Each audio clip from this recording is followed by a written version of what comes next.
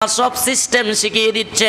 যখন তুই তোর ভাইয়ের জন্য দোয়া করবি ওই দোয়ার মধ্যে আমি আল্লাহ থাকবো।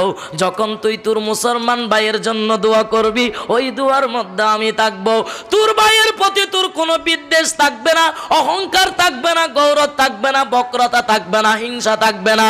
এগুলো সবগুলো বাদ দিয়ে যখন আমি রব্বুল আলামিনকে বলবি রব্বানা ইন্নাকা রাউফুর রহিম, মাওলা তুই দয়ালু, তুই দয়ার সাগর, তুই রহমতওয়ালা, অনুগ্রহকারী, তুই আমাকে আমার ভাইকে দয়া করো।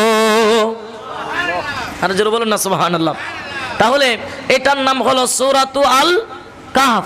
এটা এমন একটা সূরা যেই সূরার 10টা আয়াত। কয়টা?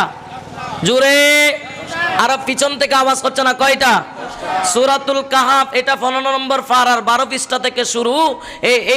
এই কাহফের 10টা আয়াত। হুজুর আমি তো আমার 60 বছর হয়েছে, হুজুর আমার 70 বছর হয়েছে, আমি কিভাবে মুখস্থ করব?